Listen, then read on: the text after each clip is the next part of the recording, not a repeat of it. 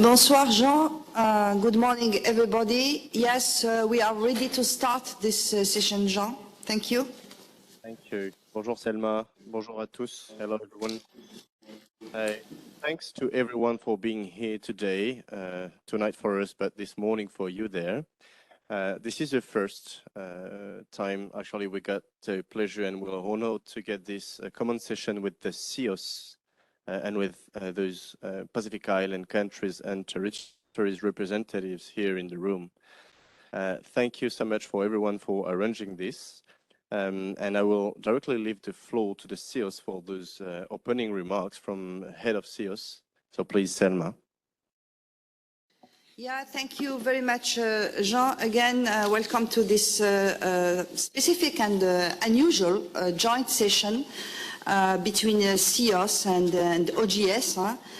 The CEOS plenary in Biarritz and the Oceania Geospatial Symposium in New Caledonia are held during the same week. So within the global strategic context, with the increased focus on the Indo-Pacific region, we saw an opportunity to directly connect international CEOS agencies to a regional stakeholders and users community with specific needs, to exchange visions and agree on pathways to increase EO data uptake, to improve decision makers and people's lives. First, I would like to also say that OGS, CNES, is strongly supporting this initiative and symposium, and the CNES is one of the co-organizers of this symposium. The Pacific Islands share similar concerns. Cooperation between them is essential, and using the opportunity of being CEOS chair, suggested by OGS, of course, initial discussion with CEOS chair, but also with OGS co-organizer and GeoPIAG, including CSIRO, that I would like also to thank very much Flora for this, her support within this event, and also Brian Kilo as a CEOS CEO. This event has really co-designed in order who have been working closely with us in order to try to understand also the needs of this important region. And as a CEOS is a key, of course, GEO member also and the space arm of GEO, this is a high priority for us to strengthen the relationship and the partnership between CEOS and the GEO. And of course, an important topic of this session, is to highlight what CEOS already does for the benefit of the Pacific Islands and what are the expected outcomes enhancing the Pacific visibility by highlighting end users cases and strengthen the CEOS involvement in the Pacific. Thank you, Jean. This is my welcome and introduction remarks. Thank you very much, Selma. So I assume that we will have the opportunity to finish earlier than expected. So I will now leave the floor. We have the pleasure to welcome here Stuart Minchin. So Stuart is the General Director of the Pacific Community, SPC. He just landed a few hours ago from Singapore, so had to run to make sure he will be able to be here. So honored to welcome you, Stuart, and give you the floor. Thank you, Jean, and thank you to the CEOS colleagues at the plenary. I'm probably known to some of the people in the room, the Director General of the Pacific Community. The Pacific Community is the largest regional organisation in the Pacific with 700 science and technical staff across the region. We are owned by the 27 member countries and territories in the region, and we are effectively the science agency of the Pacific for and on behalf of all the Pacific countries. But those of you that do know me in the audience also may remember that my prior role was with Geoscience Australia, where I was the Australian Geo Principal for a number of years.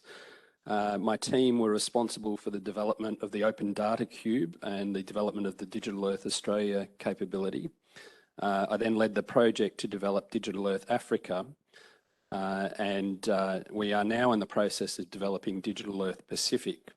I was also a member of the panel that designed the Australian Space Agency. So hopefully for those CEOS colleagues that don't know me, you're now aware that I do know a little bit about your world, and I'm very keen to send a few messages and some thanks. CEOS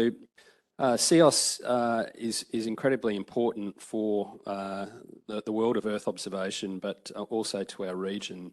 I'd like to first start by issuing some thanks on behalf of the region. I'd like to applaud the work that CEOS has done in coordinating and making analysis-ready data available to the world.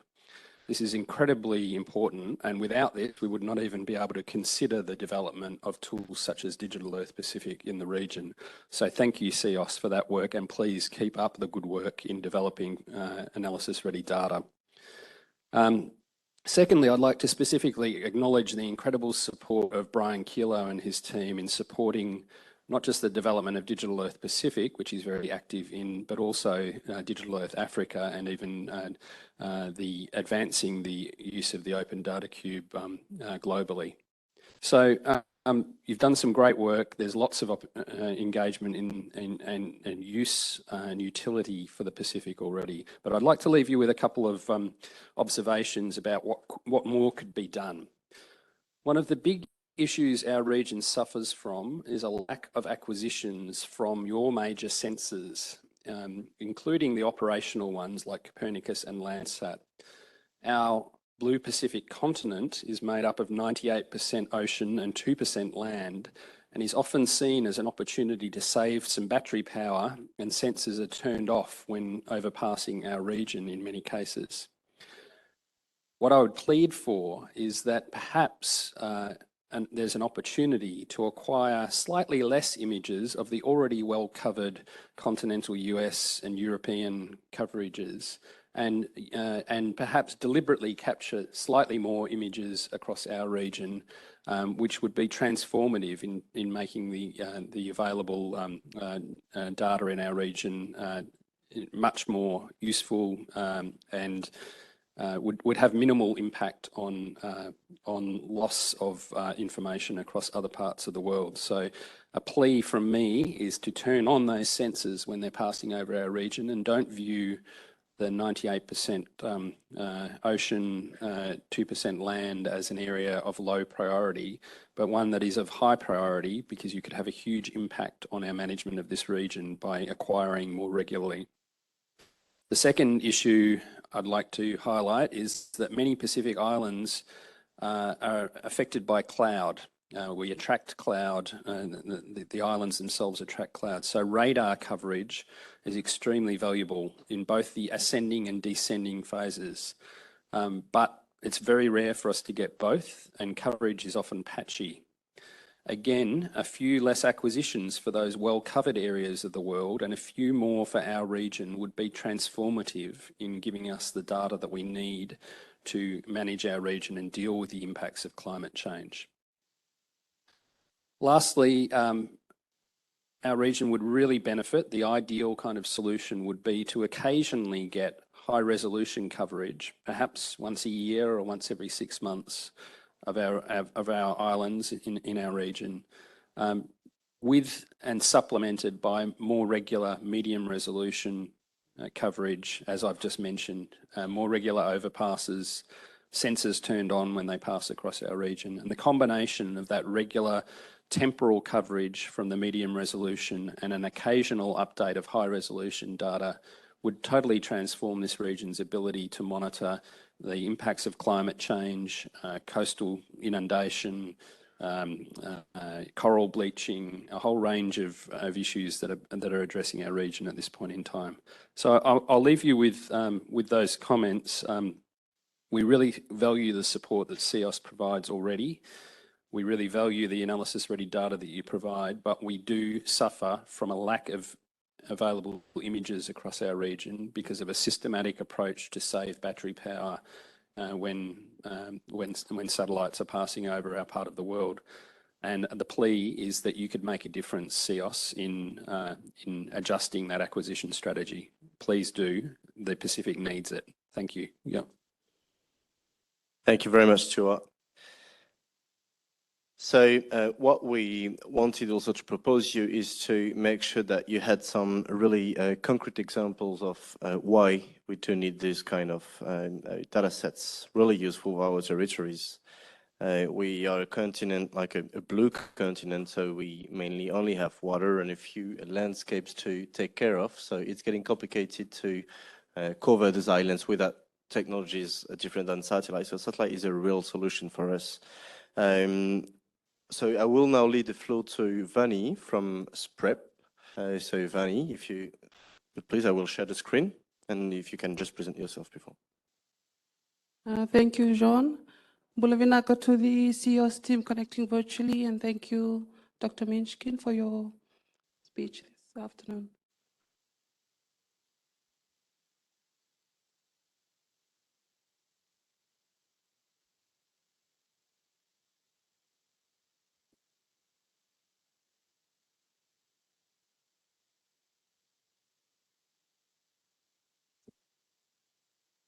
Thank you, everyone. So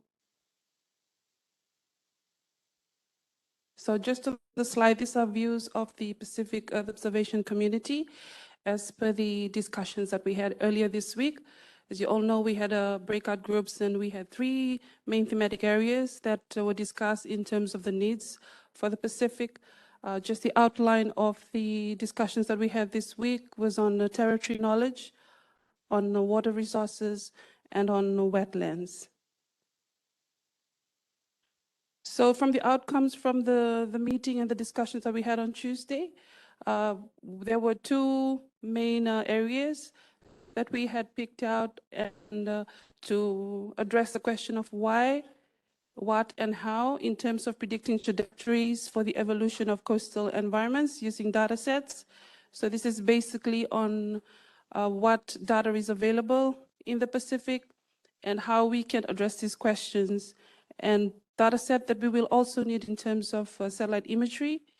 And based on the outcomes of the discussions that was conducted, the success indicators that was identified was the transformation of recommendations in action plan implemented by decision makers, and also the change detection for statistical evolution. So we know the importance of having data, and also this data to become usable, we need this to be implemented and endorsed in national action plans and also at a regional level.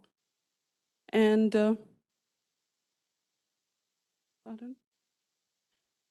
And secondly, we had so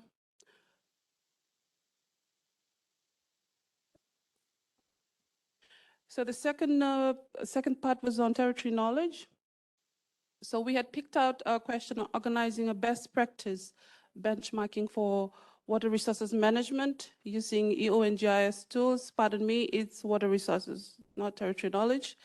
So to address the question of why do we need this for the Pacific, and what do we need, and how do we implement this, we had come up with some of the success indicators that the benchmark report is to be widely shared, and also to have a common endorsed accuracy of methodology approaches.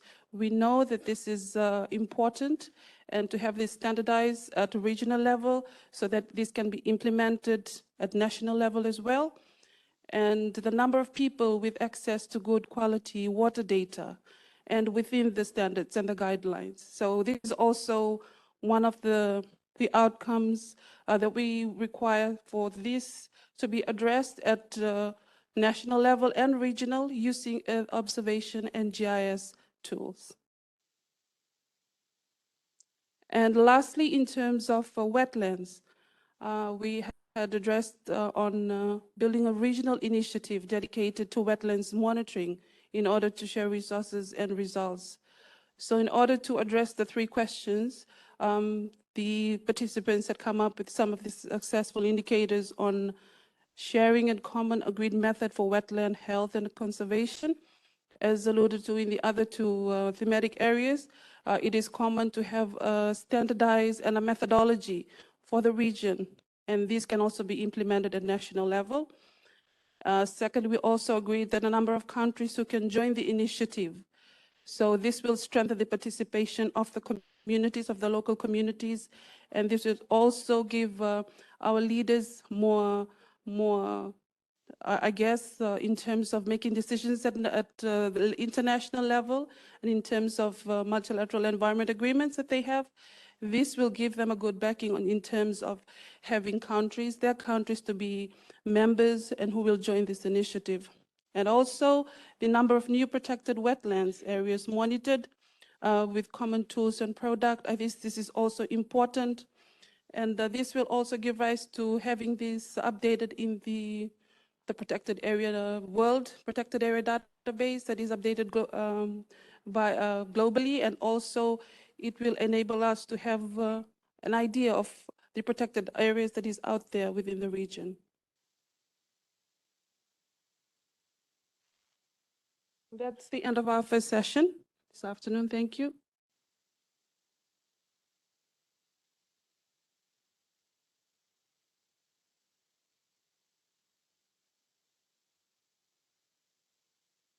Thank you very much, Vani.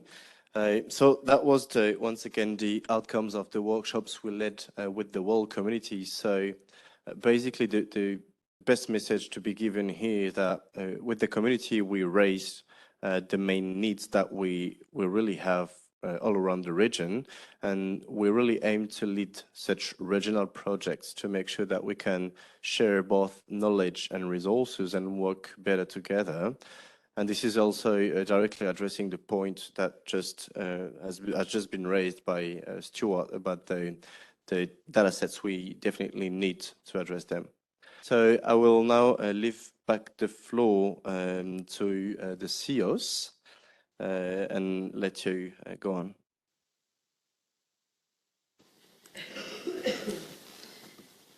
Thank you very much. If you could share my slides, that would be great. Just while my slides are coming up. Good morning, everyone. To those here in Biarritz, good morning, good evening to you in Noumea. My name is Marie-Claire Greening, and I'm the Executive Officer for CEOS. And together with my colleague, Brian Kelo, we wanted to give you a brief overview of CEOS, what we do, how we do it, and give you a few tasters of the kinds of things that we're currently doing across small island nations, and some examples for you to consider. And where we could do more. And hopefully this sits well with what appears to be already well thought out requirements after your workshops.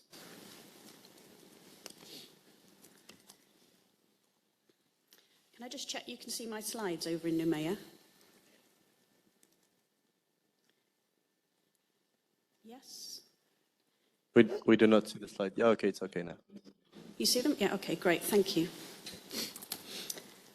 Okay, so just to give you a bit of background, the Committee on Earth Observation Satellite, CEOS, was established well over 3 decades ago in 1984 at the recommendation of a panel of experts on remote sensing from space who recognised the multidisciplinary nature of space-based Earth observations and the value of coordinating international Earth observation efforts for the benefit of society.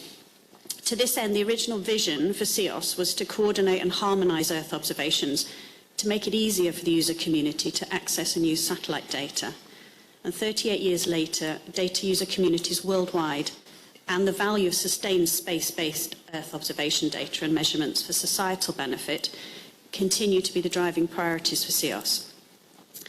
So we remain firm in our commitment to reach out to you, to deliver space-based Earth observation data and solutions in an open, sustained and accessible way. Today, we're proud to have 32 member agencies within CEOS and 29 associate members, collectively spanning all 4 corners of the globe. And we are fortunate to have an active and energetic membership with solid and focused leadership, and that includes all major space agencies and key partners. Since 1984, when CEOS was born, the organisation has seen its membership work together to launch many multi-agency collaborative missions. And such collaborative and cooperative efforts have highly benefited users all around the world. So you'll see CEOS has a defined mission statement that you can read here. I've also paraphrased for you our primary objectives that you'll see on the screen, the most pertinent of which for us here today being the desire for CEOS to aid the international user community by serving as a focal point for international coordination of space-based Earth observation activities, including support to the Group on Earth Observations, GEO, and entities that are basically related to global change. For us, international cooperation and collaboration is vital, and we're very pleased to be talking with you today. There are a great many initiatives and activities that CEOS is involved in, and that may well be of interest to you, that we probably won't have time to cover all of them during this brief agenda item today. But it's worth saying that our reach is wide, and we aim to be the go-to organisation for anyone working in satellite Earth observation. Over the years, CEOS has expanded its remit, and its reach is broad. And today, we focus on efforts across a series of entities who all work on specific aspects of satellite Earth observation. We have 5 standing working groups and 7 domain-specific virtual constellations who collectively tackle the challenges in bringing the science and satellite operational capacity together in a coordinated manner to meet user needs.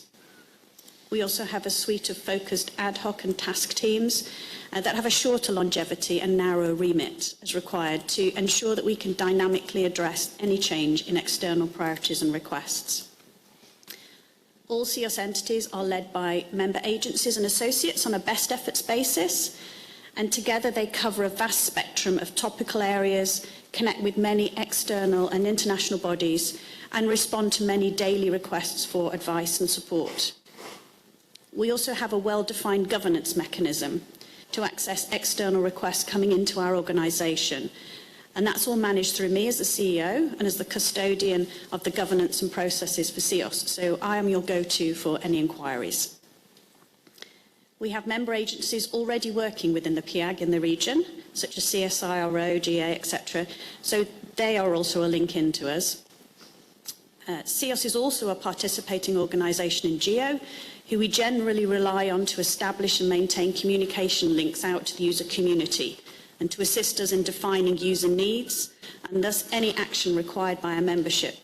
So the GEO Secretariat is also a valuable communication mechanism for you to contact and to connect with us. Some examples of our work include a cross-organisation focus on the promotion of open science and open data, and more recently on the definition and production of analysis-ready datasets in response to a call for users for timely, open and reliable data that's available to all in an accessible and practical way. And Stuart mentioned that earlier. He also mentioned that we're enhancing our data cube technology and capacity to provide flexible data architectures for large data sets to support a range of very diverse applications. And Brian will talk a little bit more about this in a moment. Disaster risk management is a priority for CEOS. We have a dedicated working group on disasters, which is comprised of global experts in the field who maintain a robust relationship with disaster-focused forums around the world. CEOS also has a dedicated working group on capacity building and data democracy. And through this group, it delivers EO trainings in different formats, in person and virtual, through active collaboration with other CEOS working groups, as well as developing new activities in support of GEO and the global agendas. Our working group on climate is undertaking greenhouse gas studies in carbon and methane to support the UNFCCC's global stocktake agenda. At a technical level, regarding carbon, a multi-mission working group between CEOS members focuses on biomass. The list goes on, and I invite you to reach out to me for more information on any aspects that you may be interested to learn more about. So that's just an overall view of CEOS, and thank you for your attention on that. I'd like to now pass over to Dr. Brian Kelo from NASA, who is the CEOS Systems Engineering Office Director, and he will go into a bit more detail for you. Thank you. Thank you, Marie-Claire. Put your microphone. Good morning, good evening. Thank you.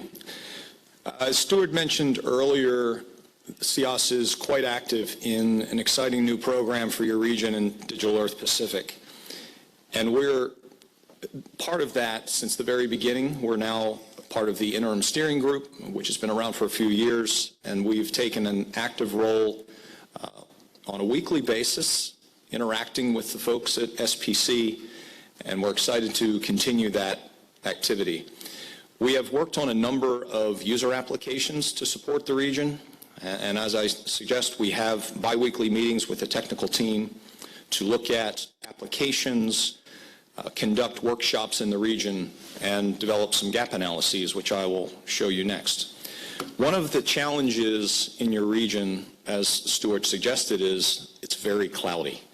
And we did some analyses with the optical data and Landsat and Sentinel-2 missions, which cover the area quite well, as you can see from this chart.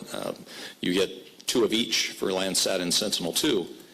But even so, about 2/3 of the time, there's a view of clouds. So that data is really not usable except for 1/3 of the time, which points to the potential to use radar data, which is cloud penetrating. Unfortunately, the mission coverage is quite limited in the island region. Some of the larger islands are covered, like PNG, Fiji, and Vanuatu, by both of those missions, but it's not the case for all the island countries, as you can see in the 3rd column. And unfortunately, in December of 2021, the failure of Sentinel-1B mission, we lost some coverage. But thanks to ESA, there were some adjustments, very positive adjustments for your region made. And you see, comparing the 3rd and 4th column, in a case like New Caledonia, which was only covered by Sentinel-1B, there was an adjustment by the Commission and ESA to allow Sentinel-1A to continue coverage of New Caledonia, and that goes true for Palau and the Solomon Islands. So, though there's a lot of yellow boxes there where it says no coverage, there's a hope that, as Stuart suggested over time, we can work towards mechanisms to allow a better coverage for the region. And in an area where there are many clouds, this can be a very valuable asset for you to study the land.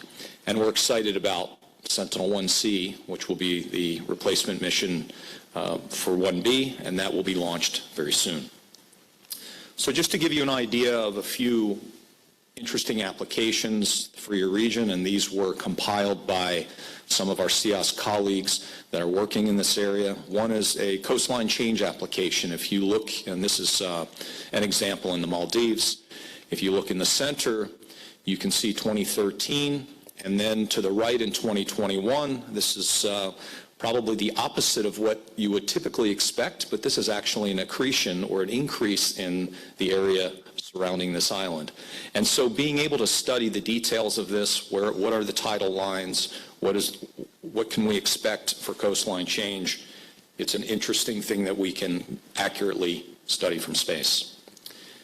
Bathymetry is a growing application, and we're getting much better at that over time. These came from Emily Smale from NOAA, who provided this information. And on the far left, you can see a very detailed look at an area, say, in the Florida Keys with Worldview, which is very high-resolution bathymetry. In the center, Landsat and Sentinel-2, as we would expect, yield similar results. And then, for an example, in your area, the Marshall Islands, which is an atoll island, and the volcanic islands have these very unique shapes and also have very large variations in the depth of the water surrounding these islands, which makes them prone to disasters and prone to flooding and disaster-related issues.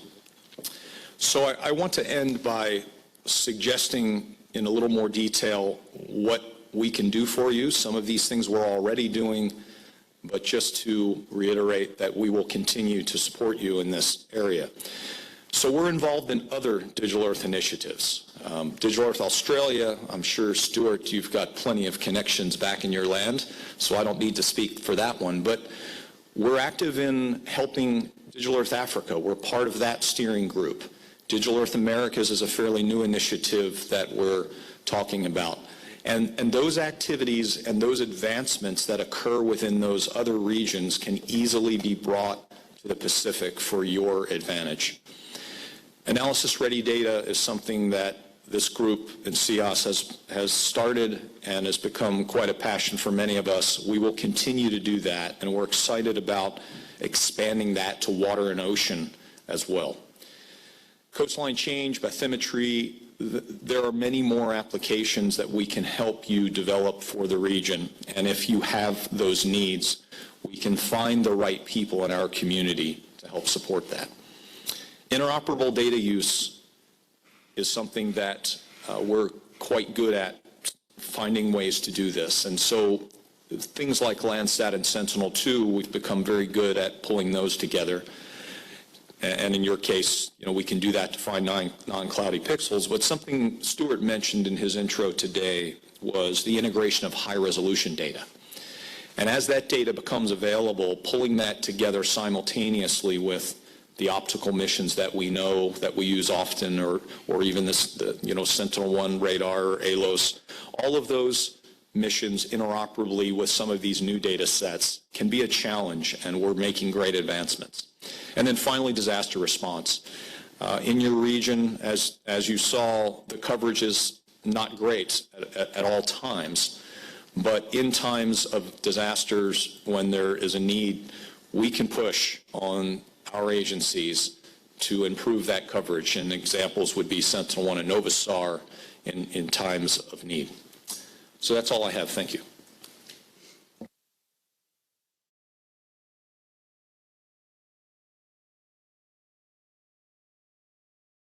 Thank you very much for those really useful presentations. I really hope that everyone in the room now will understand how we need such partners and just actually support from the CEOS.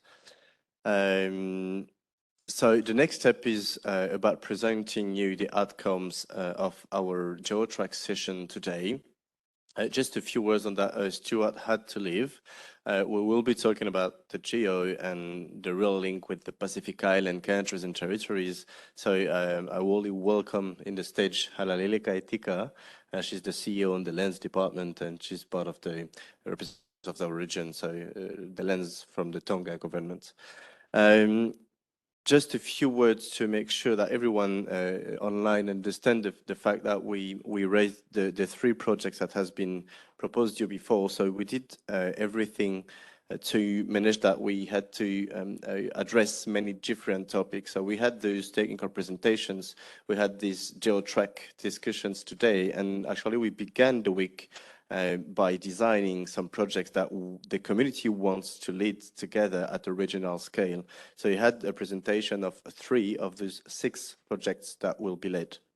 Actually, I've just been told that I went bad in trying to share my screen. So we will make sure that you receive and you can share with your colleagues all the details of the 6 projects that we've been working on. And at the end of the week, we will get back to this project with the decision makers, including actually representative of some agencies we have here, in order to make sure that all the stakeholders has the possibility to engage themselves to support what has been shaped and decided by the community. So I will leave the floor again to Vani, so representative of SPREP, to present you the GeoTrack outcomes, and I will do my best to share the screen now. Thanks, Vani. Thank you, Jean.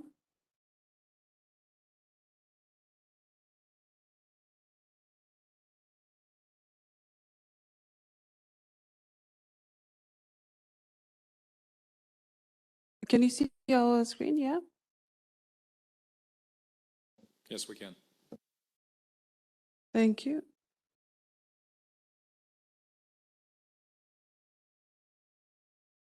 Okay. So just the outcomes from our GeoTrack meeting today.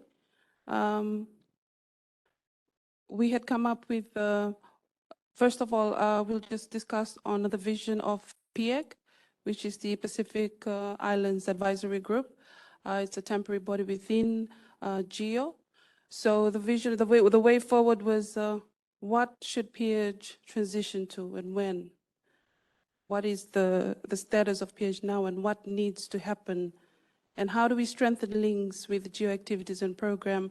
And that is part of what we had done earlier this week on setting up projects. So the keys that were outlined in today's GeoTrack It's just a very draft discussion points that we had come up with in terms of endorsement and support that is needed, in terms of international governance. We know that this is important to have this embedded, and in terms of championing of how to look or how to locate or identify data champions in our communities and in the region. Importantly, data sharing, which is also one of the gaps that we have found out, and something that we need to strengthen. Partnership and communities of practice that will need to be implemented. Regional frameworks and roadmap that needs to be provided and prepared, and endorsement and support as well. The details of these key discussions that we had from the previous slide. So there are many discussion points we had identified, but we'll just pick out three. Three should be okay that we can identify and relate it to our region. So the first one will just is on promote accountability and ensure return of investment from time and energy in projects and programs. This is important, and this is something that we, as in the region, we know that this is something that we can do and we have to do in terms of having this to ensure that we have informed decision making at the end of the projects, and also building and strengthening a community of practice. As we note, all these key points are important in the region. One of the points that was raised is keep labs at local scale and do not isolate stakeholders. We have pipeline of champions that continuing to grow. So these are some of the points that was discussed today at GeoTrack, and this will help us and prepare us for the projects that we will want to implement within the region. And as we go on to the next slide, again, there's some other points that was discussed between all stakeholders that were present and also partners, and development towards something clear and tangible like frameworks and a roadmap. That is important as well. And collaboration, synthesize all thoughts and needs, ensuring that a way forward is balanced. So that is something that we always have to keep in mind when making decisions, and also in terms of a project and project management, and to make sure that tangible outputs are derived from the projects. And just the key outcomes, a summary from today's discussion. Continued support from the Pacific community from SPC. We are thankful for SPC for their continued support, not only for this, for OGS, but in the future as well. The key role of the Pacific Geospatial Survey Council. And also one of the key highlights for the discussion today was the agreement from the ministers in French Polynesia and New Caledonia to attend the Geo-Ministerial Summit in 2023, and facilitating the links within the Pacific Island Forum to achieve a wider regional endorsement through the projects that we will be planning to implement. Thank you very much. That's the end. Thank you, Vani. So indeed, those are key organizations that has been quoted. OGS is co-organized actually with the CNES, so Selma told about this earlier. With the local animation, we got the key thing about like structuring local communities dealing with geospatial, GIS, and remote sensing. And this is a key point for us to make sure that SPC and Geo are also part of these, those co-animators and co-organizer of the events. SPC is the official organization representing all the countries and territories from the Pacific, and Geo is the link with this international community. So this is a key message too, and we are really proud of those outcomes of today's discussions out of the GeoTrack. So thank you. I will stop sharing the screen and give you back the floor. Here it is.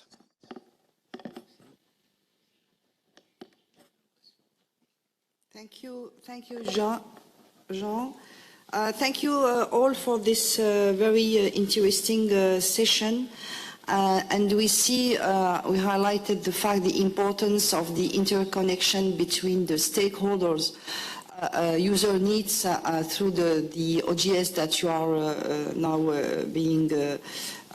doing. So, of course, the CEOS agencies, some of them are already committed and engaged with the region in order to provide what have been reminded at the beginning of the session, to promote the ARD, of course, data provision, to support enabling data analysis. Brian speak about, of course, DataCube, working also with the key regional players to propose capacity building activities with the community of practice. I think it's really a key component of the success of the articulation between what could be provided by the CEOS agencies and in order to respond to the local needs, which is really a crucial, of course, aspect, given the fact that the impact of climate change has to be tackled at the local scale. One important, of course, activity also CEOS related to this important topic is the Space Climate Observatory projects.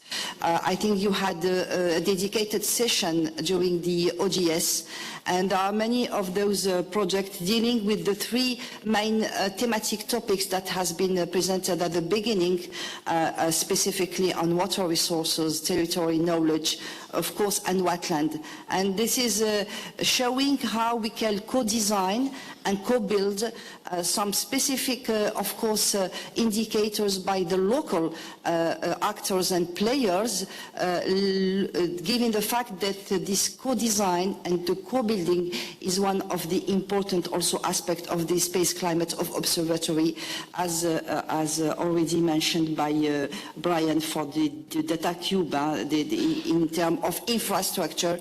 But beyond the infrastructure, I think it's really important to promote also important also tools and capacity building with the local capacities. And I had the honor to visit New Caledonia in 2019 with the first workshop dedicated also to this important thematics.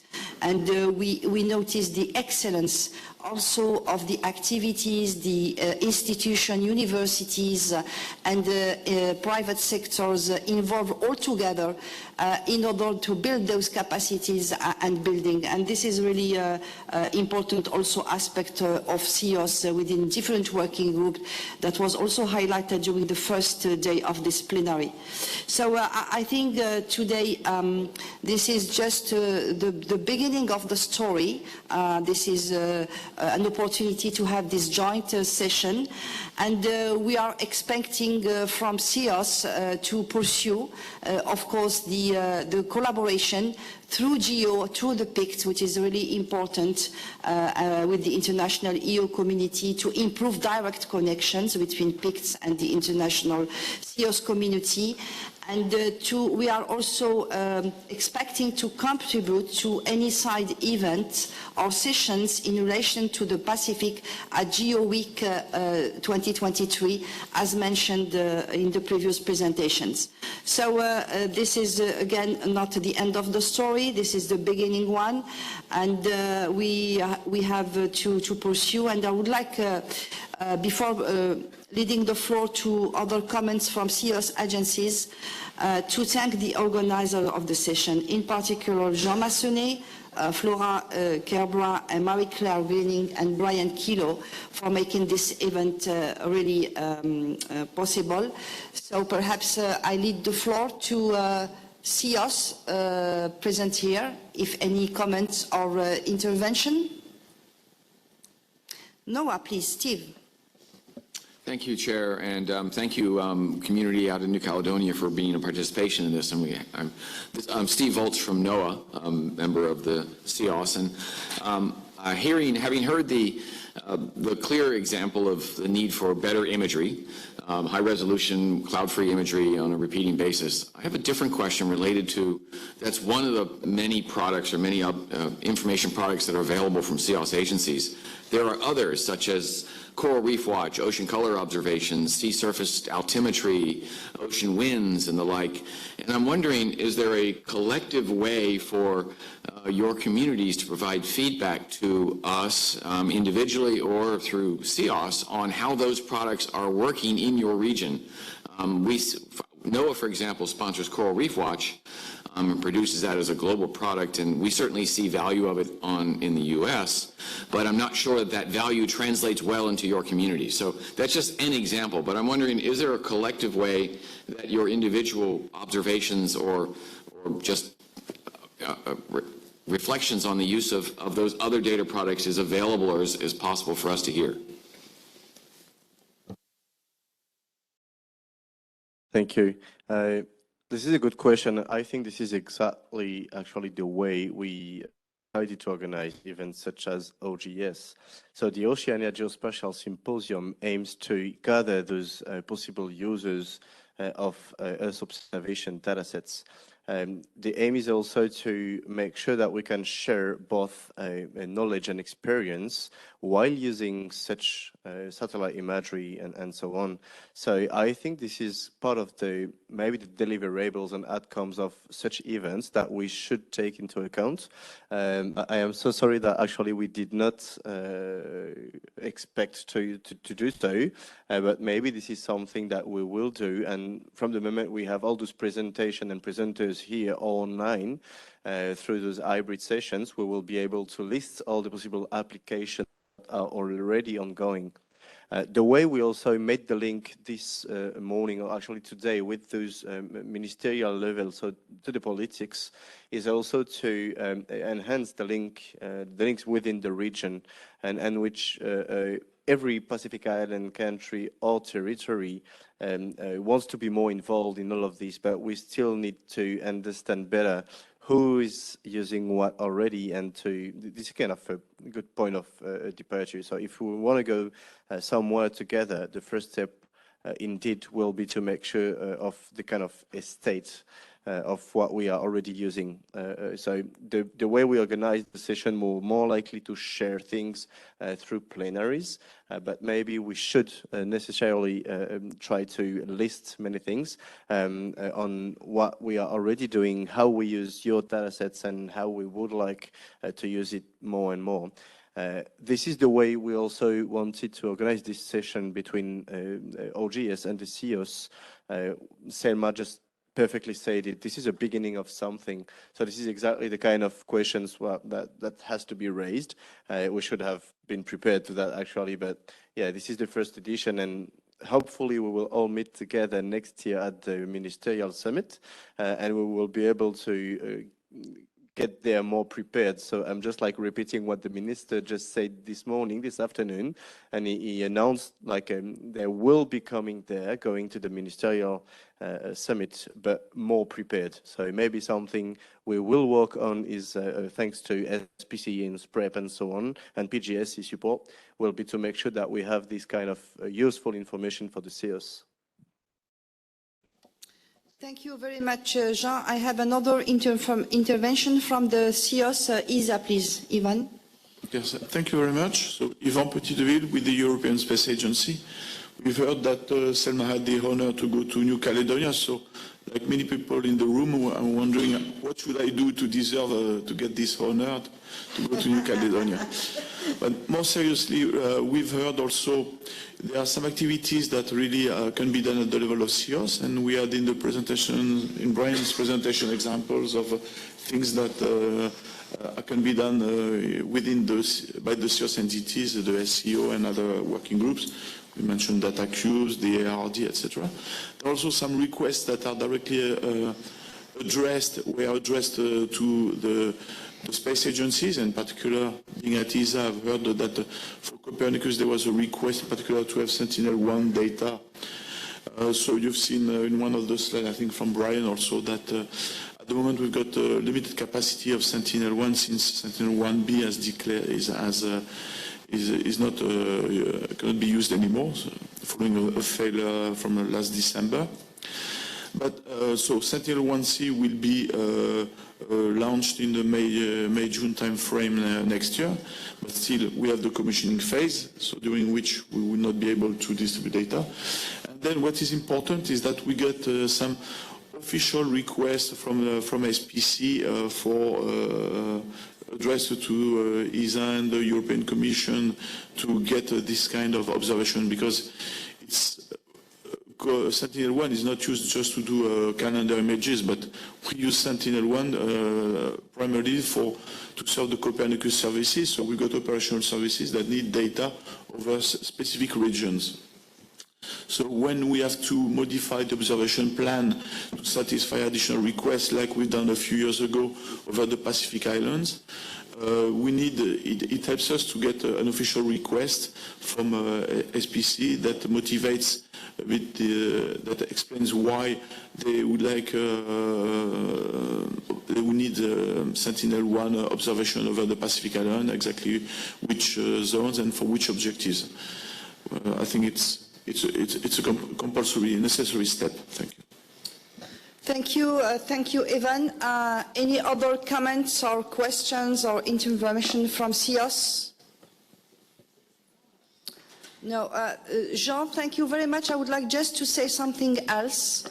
As you mentioned, this is the beginning of the story, and of course also CEOS would be prepared in a much in-depth way in order to give also the overall CEOS activities that are still ongoing, besides what has been presented by Brian, and beyond space agencies.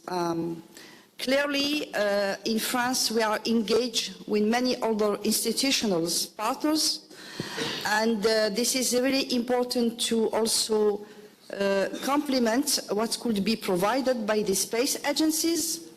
What is the linkage between the science and excellence of science, and what are the linkage with the stakeholders? And this loop that has been put in place within DataTerra infrastructure, and Jean knows that very well, as the Teyalan data center with the regional animation and coordination at the New Caledonia scale, will be also a key component in order to engage also with the local stakeholders, and this is also a key aspect, of course, for engaging and to be inclusive within CEOS community and within the local stakeholders. So as the time is running and we have to start the second day of the plenary of the CEOS in a few minutes, if no any other intervention and comments, I would like to thank you very much, Jean, and all the organizers for this joint session remotely, and thank you for being here with us as it's late and it's, I think, the end of the afternoon or beginning of the evening in New Caledonia. So thank you so much, and looking forward to pursue this collaboration and partnership with an important rendezvous at the next Geo-Ministerial in 2023. Thank you so much. Thank you very much, Selma, on behalf of all our plenary and participants here.